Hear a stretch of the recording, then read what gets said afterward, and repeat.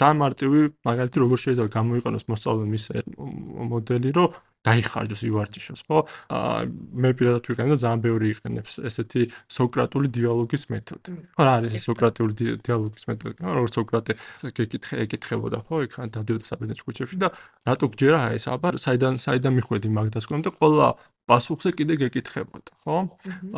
ეს მოდელები, სპეციალურად Google-ის მოდელი, განსაკუთრებით Gemini, გადაამზადეს შექმნება და ასწავლეს ეს განათლების ფსიქოლოგიაში მიღწეული ცოდნა, ჩაუდეს, ჩაატრენინგეს, გადაატრენინგეს. და როცა ეთქვი რომ იყავი ჩემი სოკრატული დიალოგი ჩამიტარე და დამეხმარე გავიგო, რა ვიცი, ფოტოსინთეზი ან რაღაცა კონკრეტული თემა.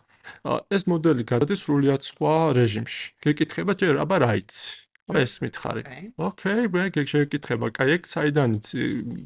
თუ რა შეგეშალა, დარწმუნებული ხარ, რომ იგიცი და ამ დიალოგში არის არ განგსჯის, არ გიბრაზდება, თვითონ ბავშვსაც ის შეგრძნება არ აქვს, რომ აიმე ხა კლასი მიყურებს, ან ეს მასწავლებელი ჩემზე რას ფიქრობს, ხო? ეს გიქმნის უსაფრთხო სივრცეს და შენ წინარე ცოდნას კიდევ ერთი რაც ვიცით კოგნიტური ფსიქოლოგიისგან, ჩვენ ვსწავლობთ მარტო იმას, რასაც უკავშირებთ ჩვენ წინარე ცოდნას, ხო? და ეს სოკრატული დიალოგის მეთოდში ეს Gemini დაეხმარება მოსწავლეს გაიაქტიუროს თავის უკვე არსებული ცოდნა და ეს ახალი ცოდნა დაუკავშიროს ძველ ცოდნას. თვითონ ბავშვს მისცეს ეს აგენტობის, ეს რაღაც მიღწევის შეგრძნება უსაფრთხო სივრცეში